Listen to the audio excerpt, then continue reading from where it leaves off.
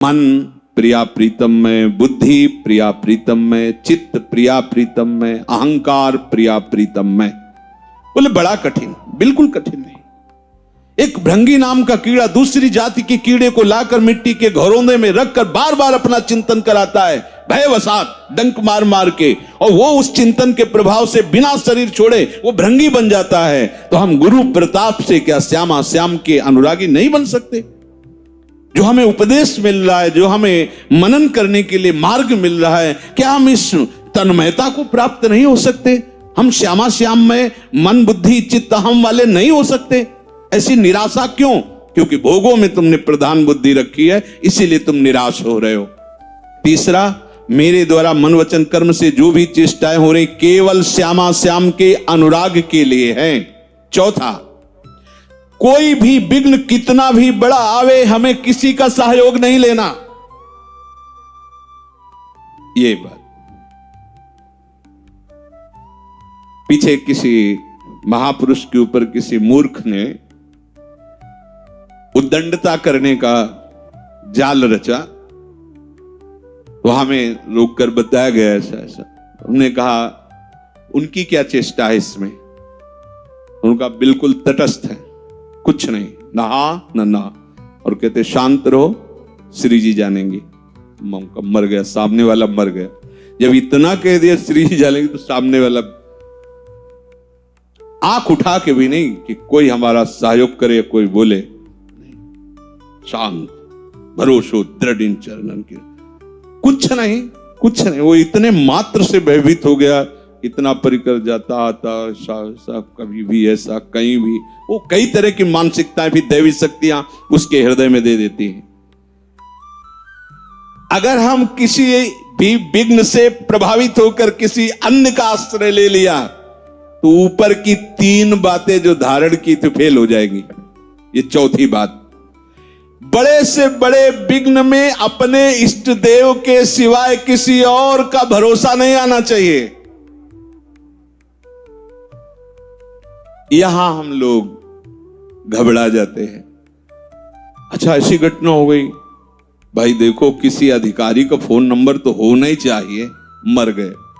जीवन भर जिस अधिकार के लिए आपने वैराग्य लिया, उस अधिकारी को नहीं जान पाए तुम, अभी कोई और अधिकारी चाहिए। अरे वो कान पकड़ के किसी को खड़ा कर देगा जब जहां जैसी आवश्यकता होगी, क्योंकि सब रूप उसी के है। आप केवल देखो, इस बात पे अटल रहना बहुत आवश्यक है। किसी भी भक्त के जीवन में देख लो, जितनी कठिनाइयां आई हैं, उसने कभी अन्य का भरोसा नहीं किया, अन्य सहयोग नहीं लिया। भाई किसी और के पास जाके हम हाथ जोड़ के कहें हमें सताया जा रहा है, आप हमारा सहयोग किए, वो भक्त नहीं, वो संसारी है। भक्त किसी की तरफ आंख उठा के इस बात के लिए नहीं देख सकता कि मेरे जीवन में विपत्ति आई, संकट आई, गरीबी आई, आदि आदि आदि, अमुक कोई सहयोग कर दे, नहीं। तब आराध्य देव विवश होकर के इस निष्ठा से उसके हृदय को ही अपना घर बना लेते। अब ज्यादा दूरी रहने की जरूरत नहीं है, क्योंकि पूर्ण समर्पित है ये। जो साधक इन चार बातों को हृदय में नहीं धारण करता है, तो वो मत मतांतरों में, नाना प्रकार के प्रपंचों में फंस जाता है। परमार्थ में चलने वाले उपासक को ये चार बातें समझनी चाहिए। अपने आराध्य देव के सिवा किसी से सहयोग नहीं लेना। हमारी जितनी चेष्टा आराध्य देव के अनुराग के लिए है, हमारे आराध्य देव श्यामा श्याम हैं और मैं उनका हूं, उनके सिवा मेरा कोई नहीं है। तो क्या जीवन यापन के लिए कुछ नहीं करना? बोले नहीं, आप भगवत आश्रित हो। अब हमारी बड़ी से भी बड़ी क्रिया, तीसरा सूत्र, अपने आराध्य देव के अनुराग के लिए है। हमारे भरण पोषण का हमारा भार प्रभु के चरणों में है। पोषण भरण न चिंत कराएं, सेवक जी महाराज करें, श्री हरिवंश विभव बिलसाएं, श्री वृंदावन की माधुरी। मेरा क्या होगा? मेरे श्यामा श्याम जाने। मेरा कैसे भरण पोषण होगा? मेरे श्यामा श्याम जाने। मेरा कौन है? केवल श्यामा श्याम। मैं किसका हूं? केवल श्यामा श्याम का। जिनका केवल भोग और ऐश्वर्य में चित्त रमण करता है, ये मिल जाए, ये मिल जाए, ऐसा मिल जाए, वो भोग लूं, वो भोग लूं। उनको इतना ही पता है कि केवल भोग में ही सुख है। भोग त्याग मतलब आग में जलना, ऐसा ऐसा बैठ गया है बुद्धि में। भोग कैसे जी सकता हूं इसके बिना? कैसी कमजोरी बुद्धि ने धारण कर लिया। जो आप्त काम है, जिसे कभी कुछ नहीं चाहिए, वो स्वीकृति के कारण कितना बंध गया कि वो सोचता मैं इसके बिना जी नहीं सकता। मरने की तैयारी है लेकिन भोग का संकल्प नहीं त्याग सकता। गजब की बात है, गजब की। मृत्यु नजदीक दिखाई दे रही और भोग का जाल वो बैठे बैठे बिन रहा है। ये नहीं समझ में आ रहा कि मेरा अंतिम बिगड़ने जा रहा है, सावधान हो जाऊं। यहां कुछ नहीं, सबसे राग त्याग करके एकमात्र प्रियालाल के चरणों में आसक्त हो जाऊं। बातें बनाना बहुत आता है लेकिन हृदय को समझाना बहुत कठिन है। जो हृदय को समझा ले वही विद्वान, वही ज्ञानी, वही महात्मा। जो अपने मन को चेला बना ले वही सच्चा गुरु। मन का चेला बने हुए कोई गुरु होता ही नहीं।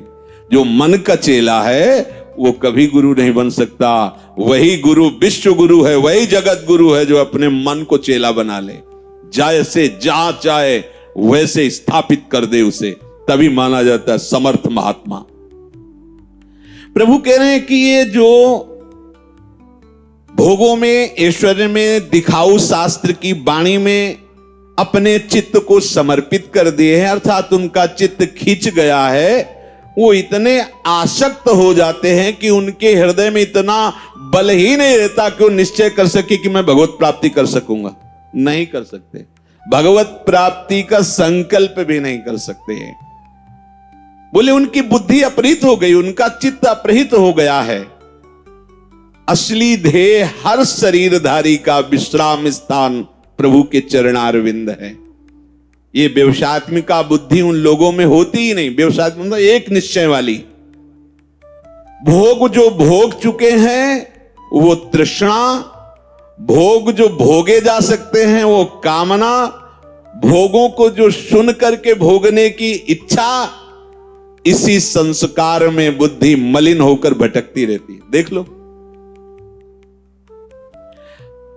अगर कोई विद्या आ गई, कोई कला आ गई, कोई गुण आ गया, मैं विद्वान हूं, मैं कलाकार हूं, मैं जानकार हूं, इस अभिमान जन्य सुख का वो भोग करता रहता है। परम दयालु कृपालु प्रभु ने इस मनुष्य शरीर में ही एक ऐसी विलक्षण शक्ति दी है जिसका नाम है विवेक,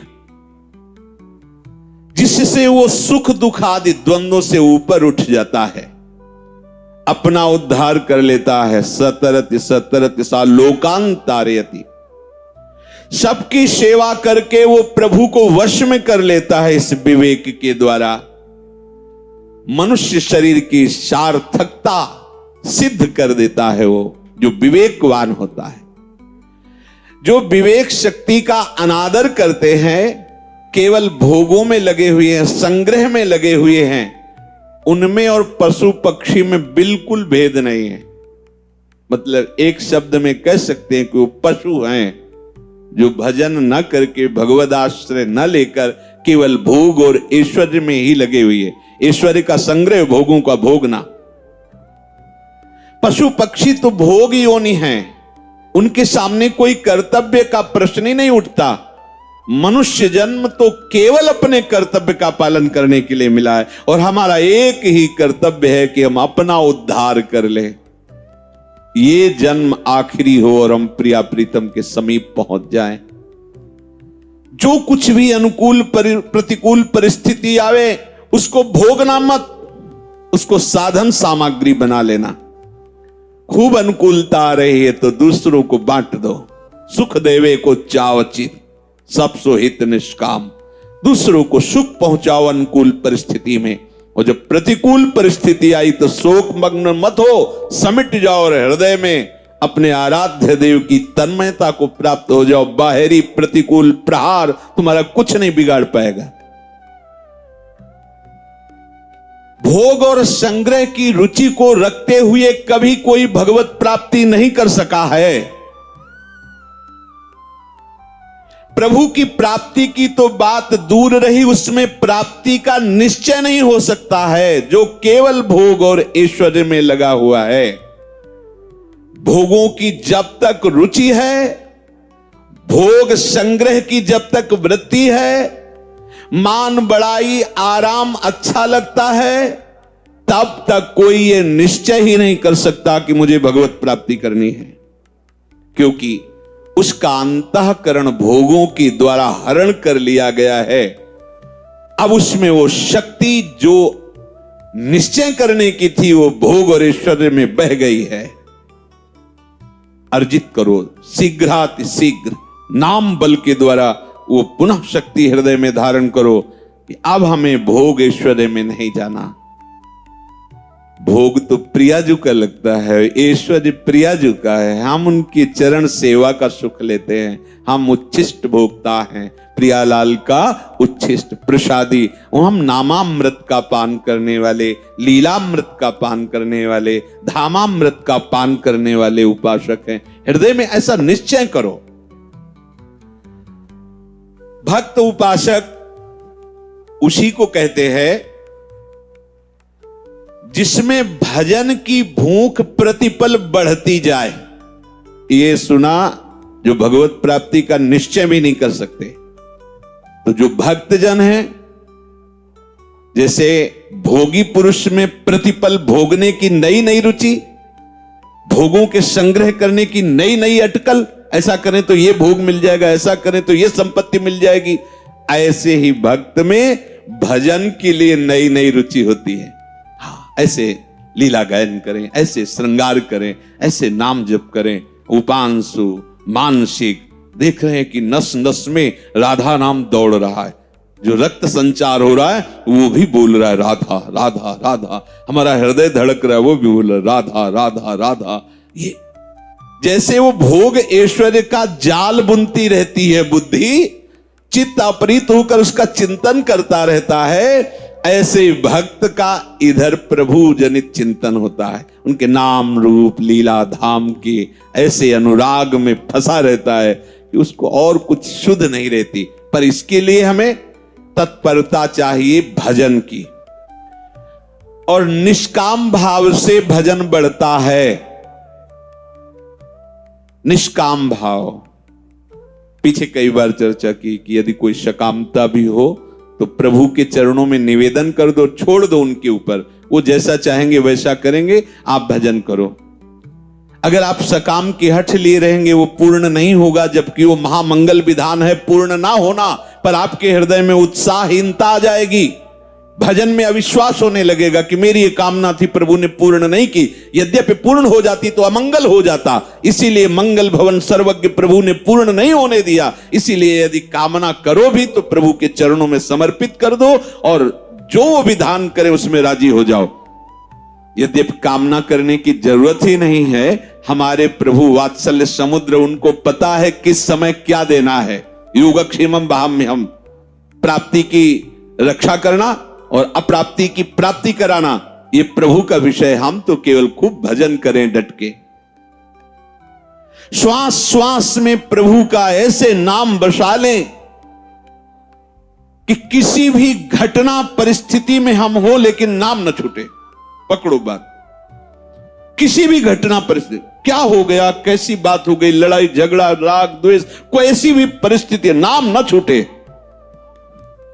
चाहे सत्संग में बैठा हो, चाहे मंदिर में खड़ा हो, जिसका भोग ऐश्वर्य प्रधान चित्त होता है वो उसी का चिंतन करता रहता है। ऐसे तुम भगवत प्रधान चित्त वाले बनो, चाहे जैसी परिस्थिति हो, अपने प्यारे का नाम न छूटने पावे। कल किसी ने प्रश्न किया था कि गुरु का चिंतन और भी भागवतिक चिंतन और नाम नहीं चल रहा तो क्या ये भजन नहीं है क्या? हम प्रारंभिक अवस्था में इस बात को ज्यादा महत्व नहीं देते। आप शायद ये बात न समझे, पर यह जीवन उसी मार्ग में चला है बहुत काल तक, इसलिए अनुभव की बात कहते हैं।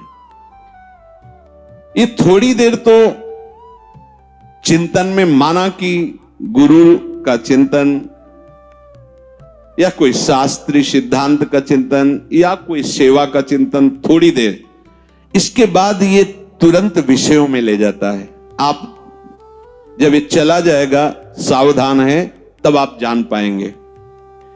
अगर आप ये विषयों में गया और आप उसमें थोड़ा भी सुखी हुए तो संस्कार बन गया, छाप लग गई।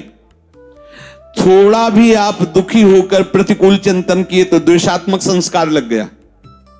हमारे हृदय को बेदाग नहीं छोड़ेगा, चाहे राग का चिंतन हो चाहे द्वेष का चिंतन हो। अब क्या हम इसी राग द्वेष के चिंतन में ही फंसे रहे? तो ये कमी कैसे हो गई? बोले वो नाम नहीं चल रहा था।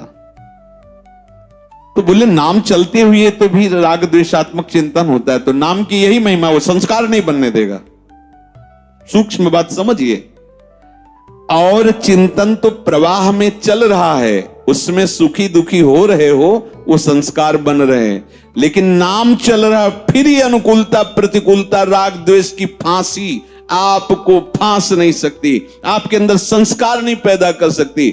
जितना ये रचता जाएगा उतना वो डिलीट करता जाएगा और आपको उससे ऊपर उठाता जाएगा। कोई भी दोष दुख ऐसी स्थिति कि आपको स्पर्श ना कर सके। इसलिए सबसे प्रार्थना है, जब तक मुरारी पादार्पित चित्तवृत्ति ना हो जाए तब तक आप सावधान रहें। चाहे किसी का भी चिंतन हो रहा हो, लेकिन नाम न छूटने पावे। चित्त का काम है चिंतन करना और जबान का काम है नाम जपना। यहां हिलाते रहो जिभ्या धीरे धीरे, राधा राधा राधा राधा। ओठ भले बंद रहे, धीरे धीरे। प्रारंभिक में सिद्ध बनने की कोशिश मत करो कि मेरे मन में चलता है। ये तुमसे ज्यादा सिद्ध है मन, ऐसी जगह खड़ा कर देगा कि आपको संकल्प करके भोगों में फिर गिरना पड़ेगा। ये सब हृदय की बात कहते हैं।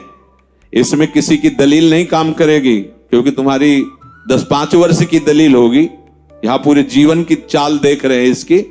बहुत बहुत बहुत बड़ी लड़ाई है। हर समय सावधान। अगर हमें कोई बराबर बल दे सकता है तो केवल नाम दे सकता है। इसलिए नाम जब छूटे ऐसी कोई गुंजाइश मत रखो, चाहे वो सेवा हो चाहे वो कोई भी आराधन बात हो। मधुर मधुर नाम चलता रहे। बिल्कुल पक्की मानना, इसमें तर्क की जरूरत नहीं, खूब अनुभव की बात है। ये सब कुछ चिंतन करते हुए जीवित रहेगा मन, लेकिन नाम चला तो ये जीवित नहीं रहेगा, मारा जाएगा ये। इसीलिए देख लो आप सब, अधिक से अधिक ये कतराता है नाम से।